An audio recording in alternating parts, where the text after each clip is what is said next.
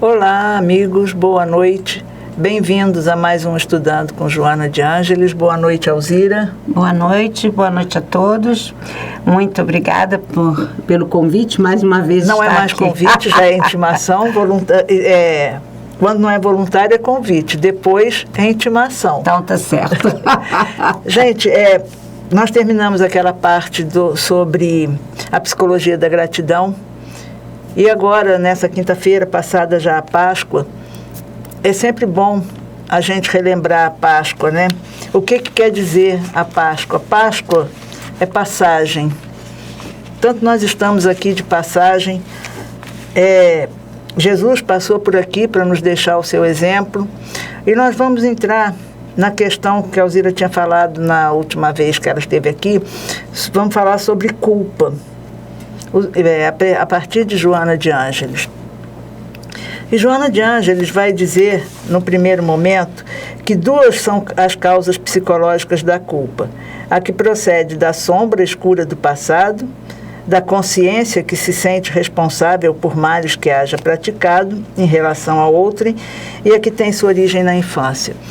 Bom, origem no passado, no inconsciente coletivo, né? Perfeitamente. Antes da gente falar na Páscoa, tem a Semana Santa. Um ritual que por anos e anos a Igreja Católica, que dominava, né, o Ocidente como religião, tinha suas práticas bastante mórbidas, muitas vezes. Mais uma vez, não é uma crítica à Igreja Católica, porque nós, que estamos aqui hoje, em alguma época já participamos disso. E não fomos nenhum Francisco de Assis, muito pelo contrário. Então, lembrando um fato histórico, que até meados do século IV, todo o cristianismo aceitava a reencarnação. E a cultura religiosa oriental já proclamava Jesus naquela passagem do Monte Tabor, né? Ele fala com os profetas, e também quando ele diz no Evangelho que Elias já veio, mas não foi reconhecido, se referindo a João Batista. Mas a igreja, quando juntou com o Estado, a igreja, os cristãos, melhor dizendo, quando juntou com o Estado, o que antes era perseguido passou a perseguidor. Bom, e a gente, o que tem Joana de Ângeles com isso, né? Tem a questão da culpa, que a Alzira vai falar. Mas, quando foi nesse século IV, a esposa de Constantino, que era uma escravocrata, uma pessoa extremamente difícil, resolveu, é Teodora o nome dela, esposa do famoso imperador Justiniano, escravocrata, desumana e muito preconceituosa, temia retornar ao mundo na pele de uma escrava negra, e por isso desencadeou uma forte pressão sobre o Papa da época, Virgílio, que subira ao poder através da criminosa intervenção do general Belisário, para quem os desejos de Teodora eram lei. Então aboliram. Pura e simplesmente, Dona Teodora foi lá e aboliu a reencarnação. Como será que reencarnou esse ser, né? Mas isso é com ela. Bom, tem toda a questão da Semana Santa, da crucificação, e a gente vai encontrar Pedro negando Cristo, né? Na quinta-feira passada, foi a quinta-feira da Semana Santa, que é a última ceia, a igreja fala da última ceia, Jesus lavando os pés dos seus apóstolos. Naquele momento ele diz que vai ser traído. Ele diz também a Pedro que Pedro ia trair 3 vezes, e Pedro, nessa lavagem dos pés, sempre muito impulsivo: não vai lavar meus pés, o que é isso? Eu deixo eu lavar. Aí Jesus dá calma, Pedro, calma. Não é assim, não, então lava tudo. Esses somos nós. Bom, e Joana de Ângeles com isso? Joana de Ângeles, em Lucas, no capítulo 8, nos versículos de 1 a 3, Lucas fala da presença de Joana de Cusa, né? Nós já falamos nisso num dos primeiros episódios, como uma seguidora de Jesus. Ela havia procurado Jesus nas suas angústias, e bom, depois também, Lucas também, no capítulo 24, nos versículos de 1 a 10, ele vai falar de Joana de Ângeles, de Joana de Cusa, junto a Jesus. É uma das mulheres que vai ao sepulcro e encontra o sepulcro vazio e vai anunciar aos apóstolos que o corpo não estava mais lá.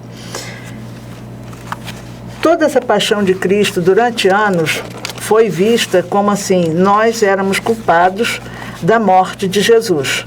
Nós matamos, crucificamos, julgamos, crucificamos, então cometemos um pecado. Ele morreu para nos salvar pelos nossos pecados. Já tinha a culpa do Adão e Eva, né? Que foram expulsos do paraíso, e a gente é filho de Adão e Eva, e então a gente já traz o pecado original. Então somos todos pecadores. E, antigamente, céu, inferno, purgatório. Acabou. O que a doutrina nos mostra ser impossível, né?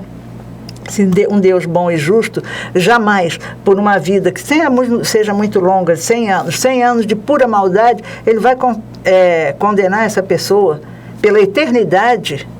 Não é um Deus de amor, não é um Deus bom, não existe perdão. E a última frase de Cristo nesse mundo foi: Pai, perdoai, eles não sabem o que fazem. Então, vamos voltar para Joana de Ângeles, nessa questão da culpa, que todos nós temos. Tem o culpado de plantão, pode falar o que... Eu me lembrei agora, assim, que eu penso muito nisso, que ele tinha que passar por isso, né? Que era a forma dele deixar o ensinamento deles. Então, se ele fosse salvo na época, a história dele não perpetuaria, não é isso? Então, ele não morreu para nos salvar dos nossos pecados. Ele veio nos deixar um ensinamento e que ele precisava ser lembrado. E naquela época, infelizmente... A gente pode dizer que ele morreu por amor a nós. Sim. Foi uma entrega. Exato, porque... Que é a sua doutrina, né? Ele era o amor vivo. Então, ele veio trazer para a humanidade o que era o amor incondicional. E foi através de aceitar, né, esse final que ele pôde comprovar esse amor. Tem um livro do Ramatiz, O Sublime Peregrino, em que ele relata, né, que Jesus, para reencarnar, ele levou 1000 anos, como se fosse 1000 anos terrenos, para baixar a sua vibração. A vibração dele e chegar até a Terra. E assim mesmo era difícil para ele. Então, a gente também traz essa culpa, né? Que não é nossa. É verdade. E Jesus, quer dizer, a gente pode até dizer, com muita licença literária, que a grande paixão de Cristo foi o nascimento. No momento da sua morte física, o espírito, como o nosso, vai ser liberto, né? Mas imagina a grandeza a gente não imagina a grandeza de um espírito puro. Mas ele se liberta. Então, mas por essas questões políticas do Estado dominador, fazia parte pôr medo nas pessoas, dividir para governar, pressão, medo, olha, vai para o inferno. E o inferno era uma coisa horrorosa e não se tinha conhecimento.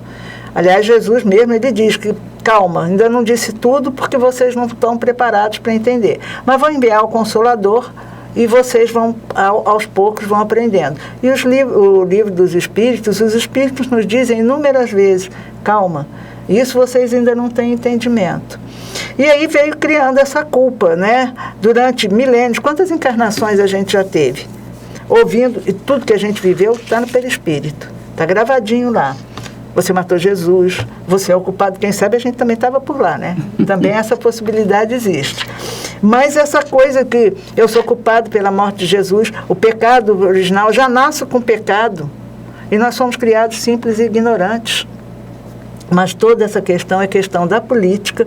Quando a igreja se junta com o Estado, acontece tudo isso. Imposição. E nesse momento, todas essas coisas estão sendo revistas. Nesse momento que eu falo, é a partir do século XIX, né? Com a chegada do Espiritismo, com a vinda de Jung, de Freud, trazer à luz a psicologia, psique, alma. Existe uma alma, não é só esse corpo material. E vamos tratar desta alma. Vamos acolher essa alma, conhecer essa alma. Já estava lá no oráculo de Delfos, né, no templo de Apolo, melhor dizendo, Conhece-te a ti mesmo e conhecerás os deuses e o mundo. Precursores do Espiritismo, como está no Evangelho segundo o Espiritismo, Platão e Sócrates e Platão. Né? Então, tudo é preparado. E, claro, desde essa época, o Cristo já sabia, como espírito puro que já era, já estava na missão dele, cuidar desse planeta, governador do planeta, co-criador do nosso planetinha Terra, né?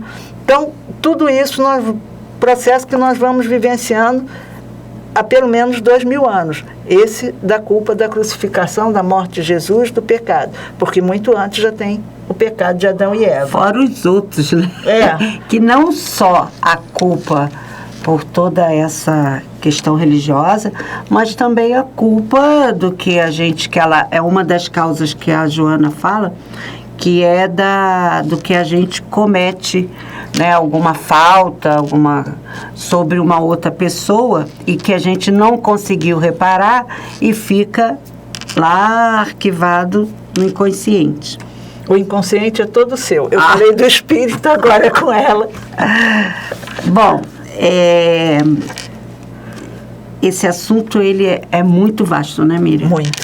Porque nós somos humanos, então somos falhos. Então, ela diz que essa primeira sombra, porque sombra, a gente já falou disso, né, Miriam? Mas assim, passamos, a sombra é aquilo que fica lá, né, escondidinho lá guardado. Então, essa primeira causa que ela fala, que tem toda essa questão religiosa, bem antes do cristianismo também, mas tem pecado original já, sim, né? Desde que Eva comeu a maçã, né? Que não deveria. E aí tem também, né, da nossa ancestralidade, de que às vezes a gente comete algum ato, né, contra uma outra pessoa. E ela fala, a Joana, nesse texto, qual é o nome do livro, Mili? Conflitos Existenciais, é o 13º volume da série psicológica. Isso. Só esse título já fala muito, né? Conflitos Existenciais. Ninguém está livre. Que quando essa primeira causa, tá, gente? Ela ocorre, né?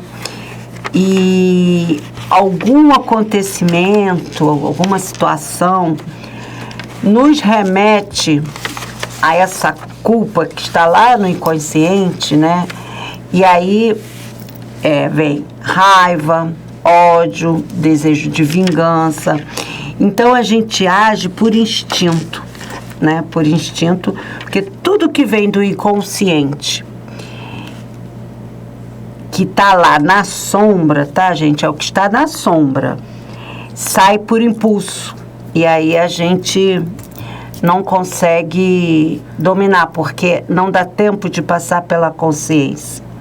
É diferente de uma outra... É feito uma represa que estoura, né? Sim, porque ou o copo d'água que transbordou, e aí aquilo sai, porque não está dando conta.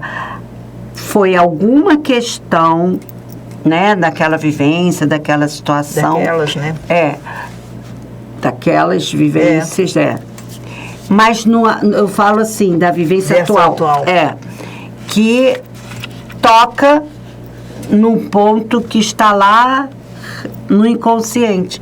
Por isso é que vem nessa forma, né, impetuosa, entendeu? Que a pessoa não consegue reprimir. E ela diz que quando isso ocorre, que aí é difícil para a gente trabalhar isso que nós estamos aprendendo, né? É por mesquinhez ou um primarismo pessoal, quer dizer, ainda é bem primitivo, né? O quanto que nós ainda temos que trabalharmos esse inconsciente. Então, gente, não é para ninguém ficar se culpando, porque aí não vamos resolver. Lembra que eu já falei em outra gravação que se a gente não aceitar o que temos, a gente não consegue mudar. Então, é a gente reconhecer, sim, que a gente sente raiva, ódio, vingança e trabalhar isso, né? É reconhecer a própria humanidade, né? O que compõe o ser humano. Se nós estamos vivendo num mundo de provas e expiações, vamos lá para o Evangelho segundo o Espiritismo, que todo mundo deve conhecer. Quem não conhece, faça favor de ler, tem que conhecer. Porque é ali que vai estar a base de tudo, né? Jesus, o maior terapeuta de todos os tempos, não me lembro o autor desse livro, mas é muito interessante. Jesus veio para ensinar. Então, no Evangelho segundo o Espiritismo, está falando das nossas existências, das causas atuais e causas anteriores das aflições. Nós já tem o nosso cérebro, inclusive, né, a parte, o cérebro reptiliano, onde estão acumulados lá todos os nossos instintos. O cérebro, que está aqui dentro da caixa craniana, ele é novinho, mas o que o compõe vem do perispírito, que é antiguinho. Então, está tudo aí. E uma hora explode. Daí a história, a tecla que sempre bate Joana de Ângeles. Autoconhecimento. Eu prefiro a expressão autodescobrimento. Porque, na verdade, a gente descobre uma pessoa que a gente nunca pensou que fosse. Mas a gente é. Porque é humano. Verdade. Ser humano é isso. É isso. Então, e aceitarmos isso, né? Que ninguém precisa ser santo, né? Como eu falei da última gravação, né? Ninguém é santo, ninguém é Joana. Então, a gente estamos nos desenvolvendo, estamos no caminho. E é o tempo de cada um, né? Não precisa ninguém estar se cobrando que, eu fiz isso, eu sou culpada, e aí vem, né? Naquela época, né? O silício, a autoflagelação. Autoflagelação. Que era uma prática dos religiosos durante algum tempo na Igreja Católica, né? Era. E só uma coisa, ela falou aqui, nós não somos Joana. Então, se a gente pegar esse espírito que se apresenta como Joana de Ângeles, foi Joana de Cusa. Anos 63 ou 65, não lembro, morreu martirizada. Ela com o filho. Reencarnou.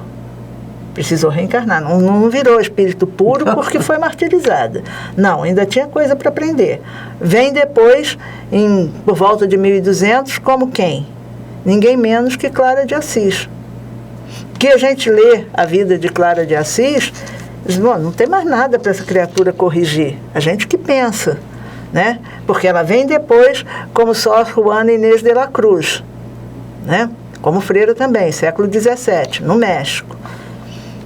Expoente da literatura hispânica. Uma mulher à frente do seu tempo. Tudo isso a gente já falou, né, aqui, rapidamente. E vem também depois na Bahia, morre em 1822, como Joana Angélica, também como freira, fora outras encarnações que teve que a gente não tem notícias.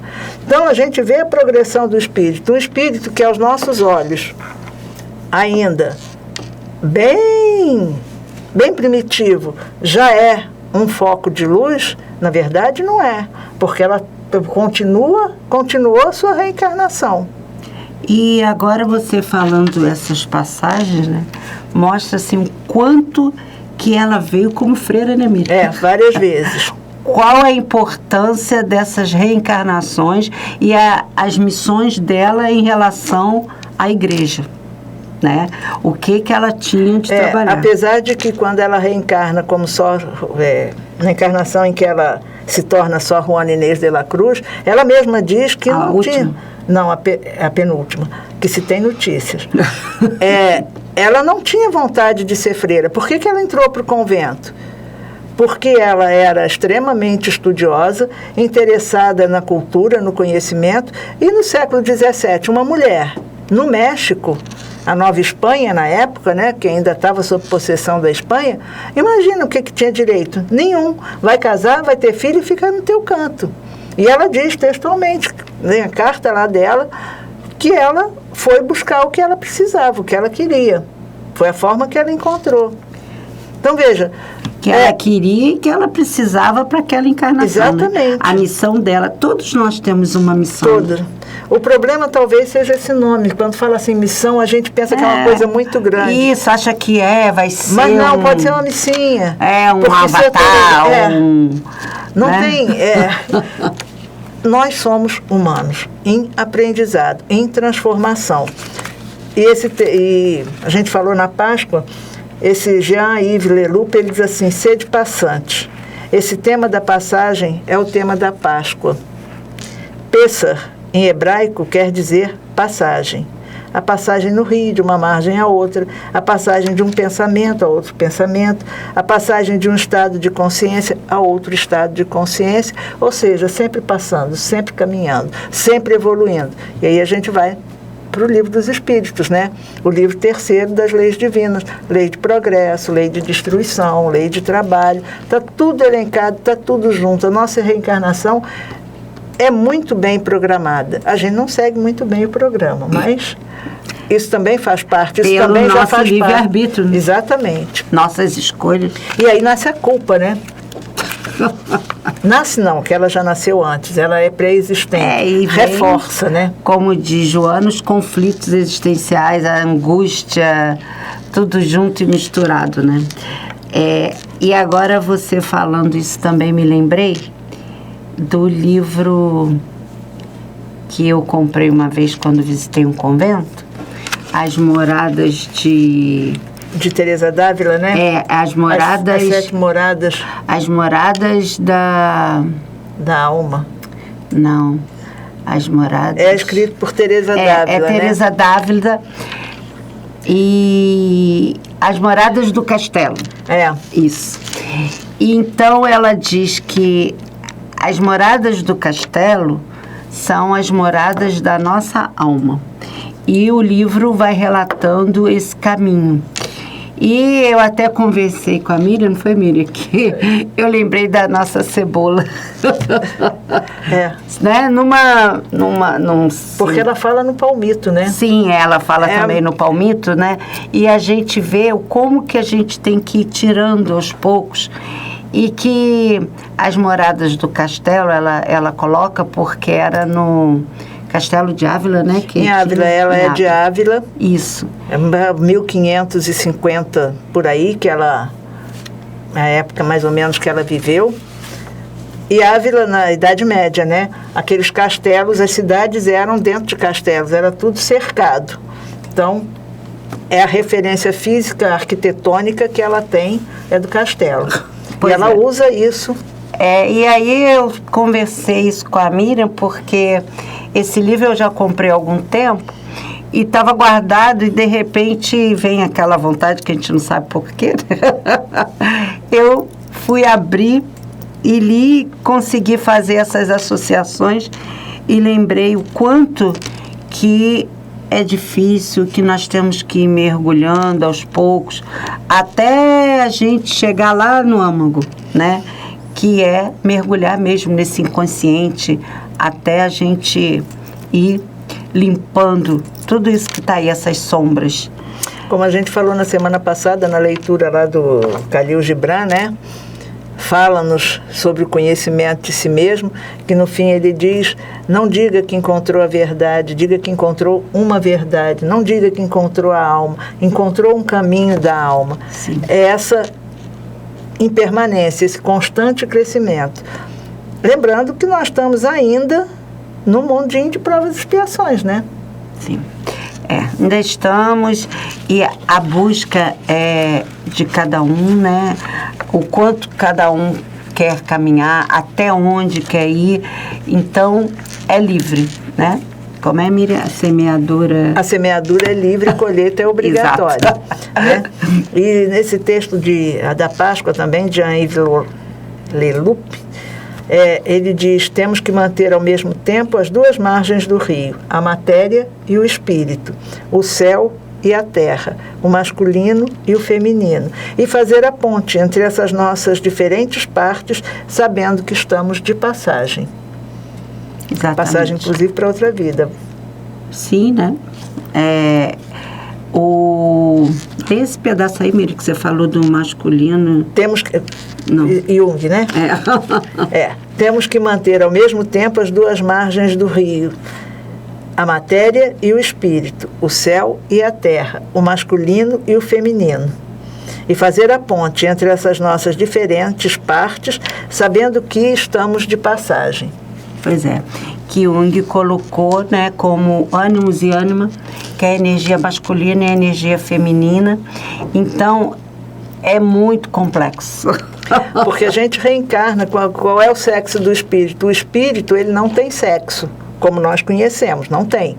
Então, a gente reencarna, ora como homem, ora como mulher, e isso também é outra história que dá muita coisa para falar.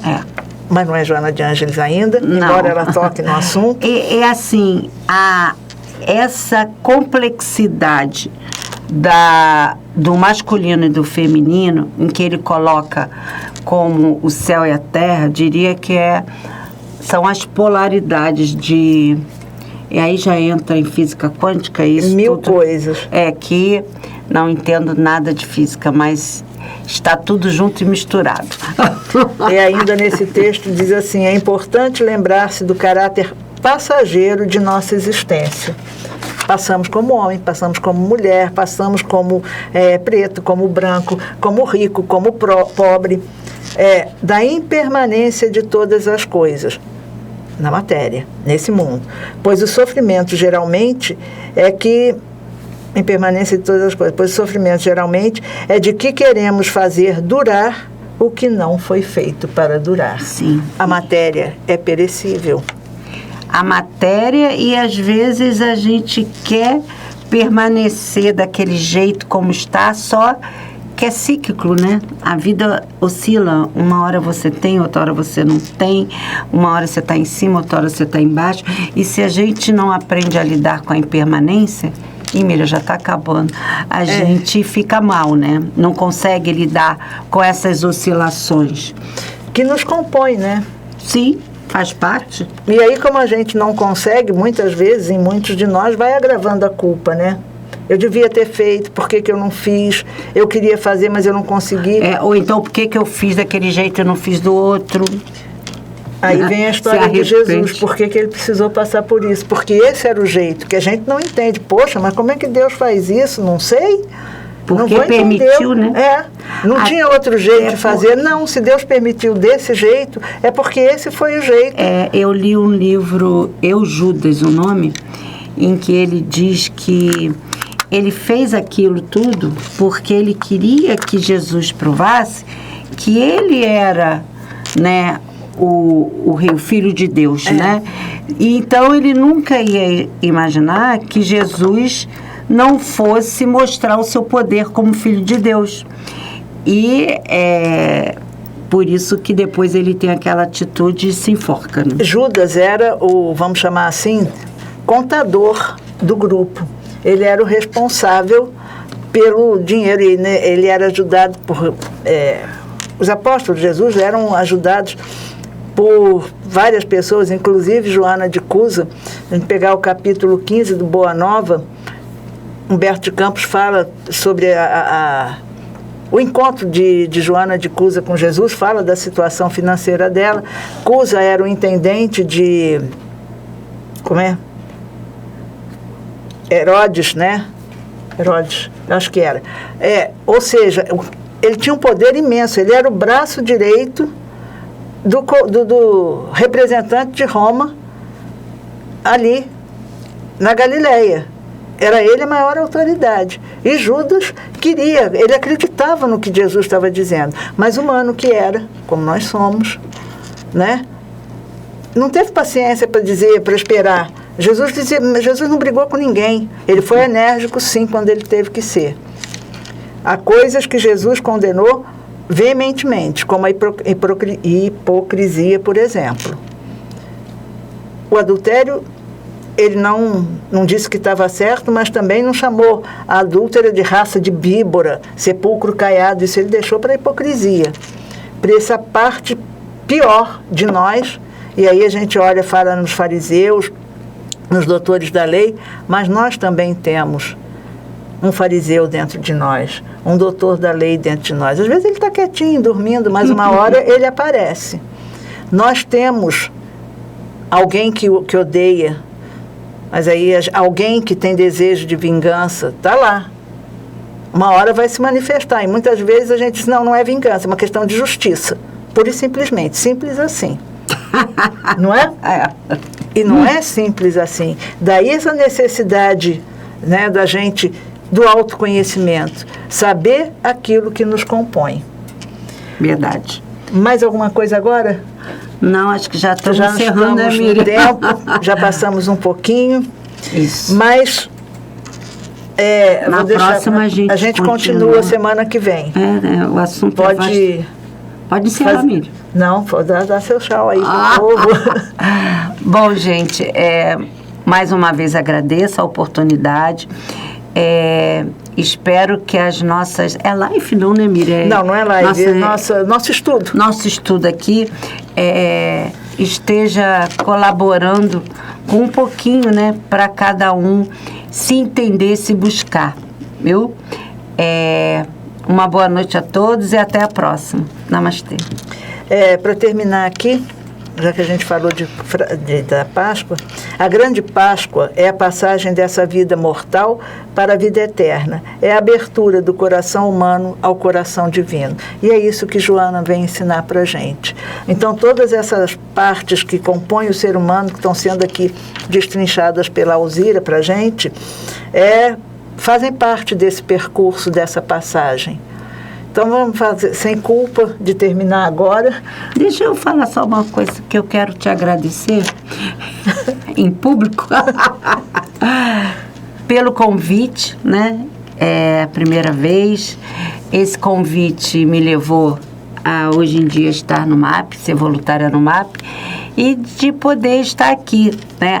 Até porque foi também esse estudo que me levou a buscar de novo o livro, né? E que com certeza vai me acrescentar e também poder passar para vocês. Então, Miriam, imagina, nós somos só instrumentos desse grande projeto de vida, desse grande projeto de Deus chamado vida. Sim. Somos eles lá todos... em cima que...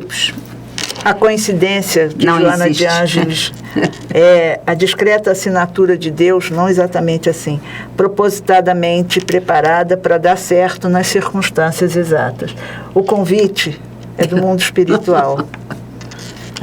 Então, vamos abrir esse nosso coração para o ensinamento de Jesus, para a fraternidade, para a construção de um mundo novo, que a gente fala tanto, mas lembrando que a gente tem uma participação e muito importante na construção desse mundo. Paz e bem, paz e luz, paz. Muita paz.